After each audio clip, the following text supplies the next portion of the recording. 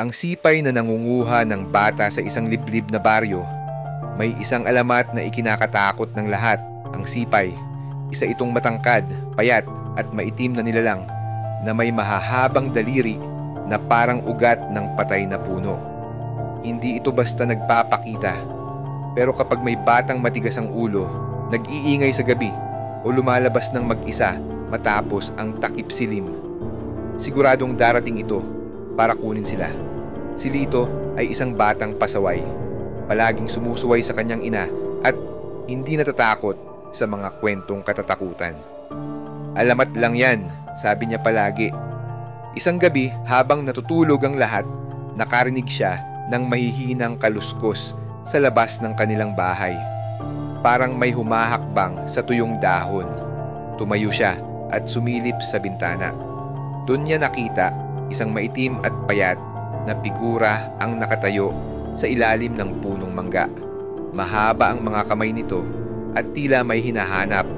Nang biglang bumukas ang kanilang pinto kahit walang hangin. Napalunok si Lito. Tumakbo siya pabalik sa kama, nagtalukbong ng kumot. Tahimik, walang gumalaw. Akala niya'y panaginip lang ang lahat hanggang sa maramdaman niya ang malamig, mahaba at matulis na mga daliri na dahan-dahang humawak sa kanyang paa. "Huli ka na, bata!" Bulong ng isang basag at malalim na tinig sa kanyang tenga. Kinabukasan, wala na si Lito. Ang naiwan lang sa kanyang higaan ay ang lukot at ginusot niyang kumot and ang mga marka ng mahahabang daliri sa sahig papunta sa pintong nakabukas pa rin. Ang Kandila, isang Lalamove horror story. Gabi na nang matanggap ni Jomar, isang Lalamove rider, ang isang booking mula sa isang lumang subdivision sa Maynila. Pickup, isang kandila. Delivery, Santa Mesa, cash on delivery. Simple lang ang order kaya hindi na siya nagdalawang isip tanggapin ito. Pagdating niya sa address ng pickup, napansin niyang walang ilaw ang bahay. Tila abandonado. Pumara siya sa tapat at bumusina pero walang sumasagot. Maya-maya, bumukas ang pinto nang walang ingay. Isang matandang babae, maputla ang mukha at nakasuot ng itim, ang lumabas. May hawak itong isang puting kandila na balot sa itim na tela. "Naibok ko na yan kanina," mahina nitong sabi. Inabot ang kandila at mabilis na bumalik sa loob bago pa makapagtanong si Jomar. Napakamot na lang siya ng ulo at tinanggap ang order. Habang nagmamaneho patungo sa Santa Mesa, biglang lumamig ang hangin sa loob ng kanyang motor. Napatingin siya sa side mirror. May nakaupo sa likod niya. Isang babae, nakayuko, basang-basa ang buhok at duguan ang mukha. Napaatras siya sa gulat, pero nang lumingon siya sa upuan, wala namang tao. Nanginginig niyang tinapakan ang silinyador para mapabilis ang biyahe. Pagdating sa address ng delivery, isa itong punerarya. Napakunot ang noo niya. Baka may patay, bulong niya sa sarili. Pagpasok niya, sinalubong siya ng isang lalaki na tila nag-aabang sa kanya. Matanda ito, mukhang pagod at puno ng lungkot ang mga mata. "Kandila po," sabi ni Jomar. Inabot ang balot na kandila. Kinuha iyon ng matanda at bumuntong hininga. "Salamat iho, kailangan niya ito." Dahan-dahang tinanggal ng matanda ang itim na tela. Nanlaki ang mga mata ni Jomar. Hindi ito isang ordinaryong kandila. May nakaukit na pangalan rito. Pangalan niya. Biglang namatay ang ilaw sa punerarya. Sa huling saglit ng liwanag, nakita niya ang refleksyon niya sa salamin. Ngunit sa refleksyon, duguan na siya, putlang-putla at nakatitig sa kanyang sarili na parang multo. Nagningas mag-isa ang kandila at nagdilim ang lahat.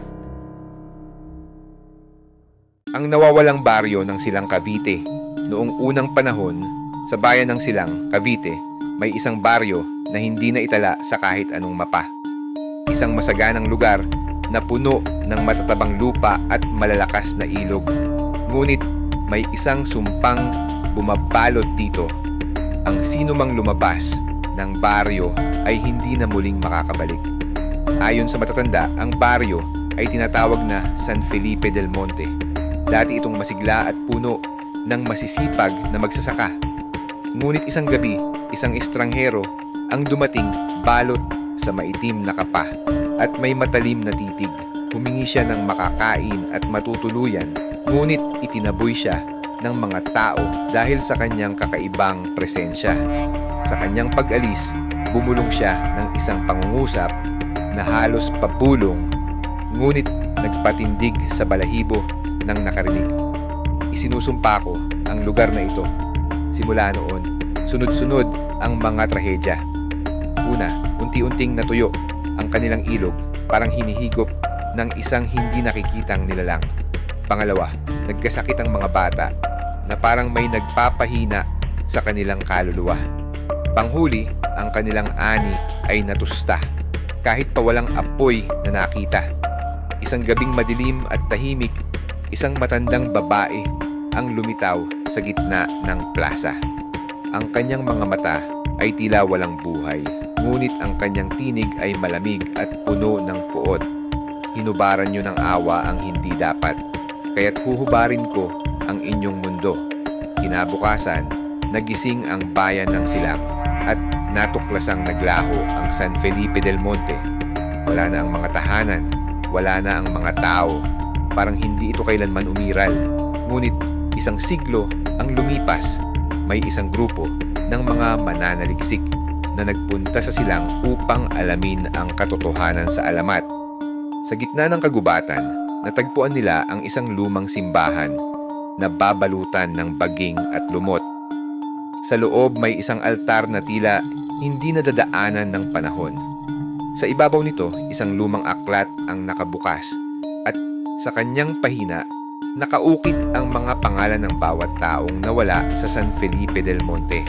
At habang binabasa nila ito, isang malamig na hangin ang dumaan at isang tinig ang marahang bumulong sa kanilang likuran. Matagal ko kayong hinintay.